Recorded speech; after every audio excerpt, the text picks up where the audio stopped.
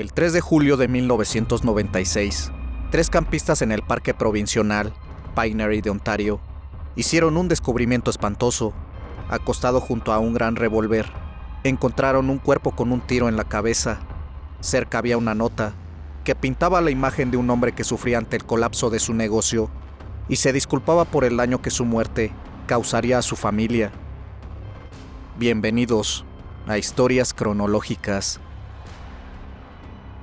Los inmigrantes alemanes llegaron a las zonas rurales de Indiana a lo largo del siglo XIX, dominando la tierra y convirtiéndose en abolicionistas feroces, trabajadores que luchaban por la preservación de la Unión y el fin de la esclavitud.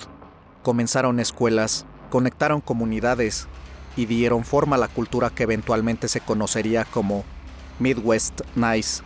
Tal vez fue esa misma ética del trabajo germano Hoscher la que impulsó al Dr. Herbert Baumeister a la escuela de medicina, luego de los modestos suburbios de Butler, Tarkington, donde nacieron sus hijos durante los años de 1940 y 1947. En los suburbios del norte de Washington Township, brindó una vida cómoda a sus 4 hijos, quienes parecían ser niños felices. Eso fue hasta que su hijo mayor, el cual nació con el nombre de Herbert Richard Baumeister, tuvo una larga reputación de ser un extraño. Comenzó a tener algunos problemas para adaptarse cuando era joven.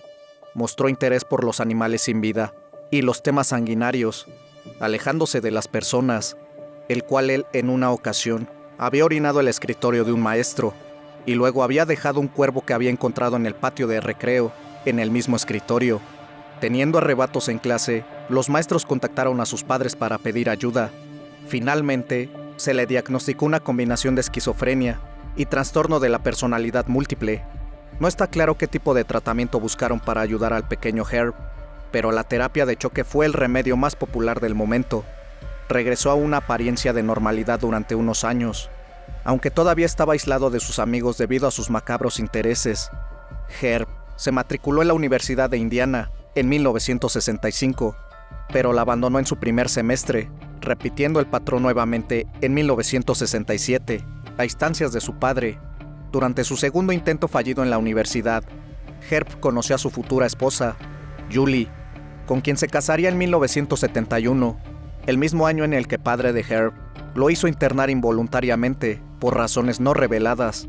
La pareja compró una casa en el vecindario de Stanmire, un suburbio romboidal de clase media, conformado por Allisonville, Binford, 71 y 75. Su casa era famosa por el techo abovedado de la sala de estar, que los Baumeister llenaron con un árbol de Navidad extra alto, invitando a todos sus vecinos a decorar. Esos vecinos lo recordaban como lleno de energía y entusiasmo, aunque un poco excéntrico. Cuando un vendedor tiraba copias no vendidas de revistas, arrancaba las portadas para devolver el crédito, y Herb pasaba un poco para hurgar en los basureros y repartírselas a los vecinos. De vez en cuando alguien rechazaba la pila de revistas sin tapa, y esto parecía irritar inmensamente a Herb, por razones desconocidas para sus amigos y familiares. La mayor parte del tiempo se mantuvo amigable, pero ocasionalmente arremetió con una reacción amenazante, pero sonriente, que asustaba a los invitados. Lo mismo sucedió cuando Herb asumió el trabajo de contratar contratistas para construir el letrero paisajístico de Stanmire. Eventualmente colocó macetas llamativas sobre el letrero recién construido, que más tarde la OA le pidió que quitara. Herb explotó en un ataque de ira, gritando que había puesto la mayor parte del trabajo en el proyecto, además de los propios equipos de construcción, y se le debería permitir poner las flores que le apetecieran en el cartel. No sería la primera vez que una confrontación lo envía en picada pública. Herb parecía haber finalmente suavizado los demonios de su salud mental, que agitaban la paz de su infancia. En general, era apreciado por quienes lo conocían, contestando el teléfono de su casa con la entonación alegre de un meteorólogo que pronostica cielos soleados. «Oye, habla Herb Baumeister. ¿Cómo estás?» Finalmente, Herb consiguió un trabajo en una tienda de segunda mano y descubrió que le atraía el juego de la venta al por menor, específicamente la variedad de artículos usados con cuidado. Baumeister decidió que ese era su propósito y pidió prestados $4,000 a su madre para abrir la primera tienda. Herb iba a ser su propio jefe. No hay compañeros de trabajo a los que impresionar, solo empleados de los que estar a cargo. Tal vez esta era la respuesta a sus problemas. El primer Sab Alot, no relacionado con la cadena de supermercados, se diferenció de la competencia por estar organizado, limpio y abastecido con mercadería de segunda mano de calidad. Era una tienda exitosa, y pronto los Baumeister estaban gastando dinero y mudarse a los suburbios y abrir una segunda tienda. Se aferraron a su casa de Indy y se mudaron al condado de Hamilton, a una propiedad llamada Fox Hollow Farms, un extenso rancho de 18 acres, con una pintoresca casa estilo Tudor en la propiedad. En ese momento, era solo una de las pocas fincas que salpicaba un horizonte interrumpido de maíz. Sin embargo, abrieron la segunda tienda poco después, y así comenzaron otra ronda de Herb, tratando de dejar atrás lo inevitable, devastación del caos morboso dentro de él. Los Baumeister nunca parecieron establecerse realmente en Fox Hollow. Las cajas permanecieron apiladas alrededor de la casa, y los muebles permanecieron cubiertos con mantas móviles, flotando en medio de las habitaciones de la casa. El flujo de la casa en la segunda tienda era intermitente, y el estado de ánimo de Herb se volvió cada vez más inestable hacia sus empleados. A medida que más personas renunciaron, las tiendas se ensuciaron y se desorganizaron, y el comportamiento errático en el trabajo comenzó a sofocar cualquier chispa de una vida pacífica en el hogar. Su esposa e hijos pasaban cada vez más tiempo en el condominio de su suegra en el lago Wawasee, mientras que Herb se quedaba en Indianápolis para cuidar de las tiendas. Julie Baumeister comenzó a considerar los procedimientos de divorcio, cada vez más preocupada por el comportamiento de Herb. Tal vez si pudiera tomar un poco de distancia, si pudiera separarse lo suficiente de Herb, él tendría una razón para volver al buen camino. Lo había hecho antes. No había ninguna razón por la que Herb no pudiera recuperarse de nuevo. Julie tenía la esperanza de que pudieran salir de esta depresión, tal vez no como pareja, sino como padres, hasta que un día, tal vez expuesto a la superficie por algún animal carroñero, su hijo desenterró un extraño objeto del suelo aterciopelado. Erich Baumeister trotó hasta la casa agarrando un pedazo de basura del campo, enterrado en la tierra durante años, y lo tendió para que lo inspeccionaran. Al darle la vuelta en sus manos, el estómago de Julie se hundió mientras miraba las inconfundibles cavernas de un cráneo humano. Cuando se le preguntó sobre el cráneo que Erich había desenterrado, Herb se rió. Dijo que era un esqueleto anatómico de la práctica médica de su padre. Lo había encontrado entre unas cajas viejas en la mudanza, y decidió enterrarlo.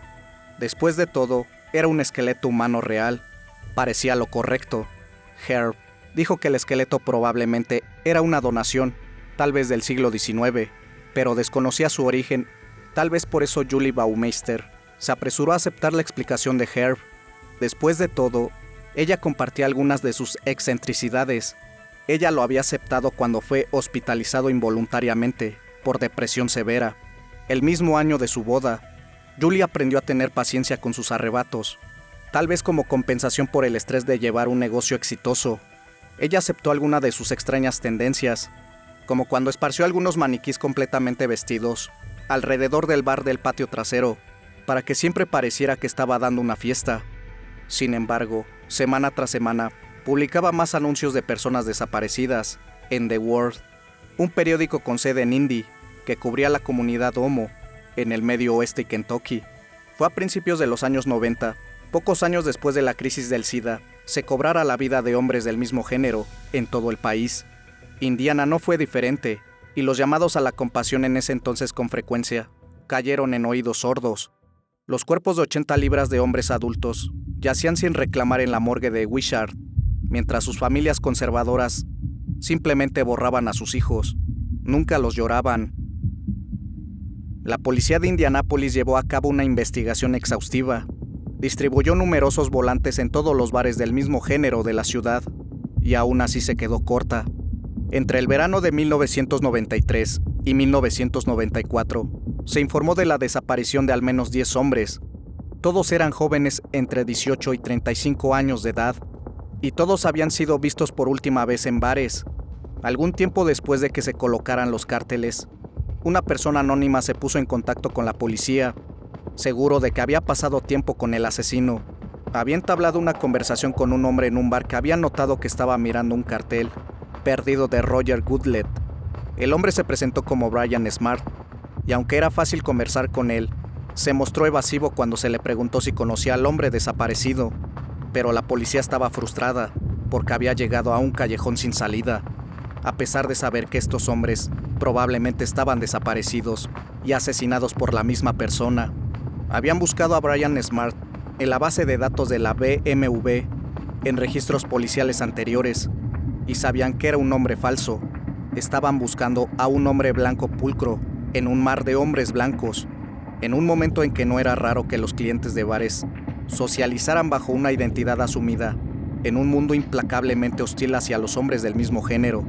Brian Smart tardó un año entero en aparecer de nuevo. Esta vez, un investigador siguió a Smart hasta el estacionamiento y anotó el número de su placa. El lunes siguiente llamó a Wilson, quien comparó la placa con la base de datos de la BMW. Brian Smart no era dueño de esa marca y modelo, pero Herb Baumeister sí. Cuando los cuerpos de hombres jóvenes comenzaron a aparecer a lo largo del corredor I-70, entre Indianápolis y Columbus, al principio no pareció encender muchas alarmas. La regularización se hizo de la vista gorda, y la respuesta homofóbica fue que las personas que se involucraran en estilos de vida de alto riesgo deberían esperar un mayor nivel de riesgo. 9 hombres fueron descubiertos entre las dos metrópolis, la mayoría de ellos con los pantalones alrededor de los tobillos y arrojados a los arroyos. Las víctimas fueron terminadas por estrangulamiento.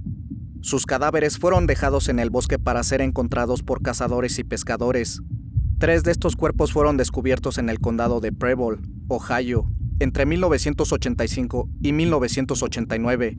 Los 3 hombres eran del área de Indianápolis. Los 3 hombres habían sido recogidos por un extraño en Columbus. Un cuarto cuerpo fue sacado de una zanja, en un tramo cercano de una carretera rural, en 1990. Una vez más, estrangulado y reportado como desaparecido en el área de Indy. Esos 9 hombres eventualmente estarían conectados con el estrangulador I-70, aunque pueda haber más.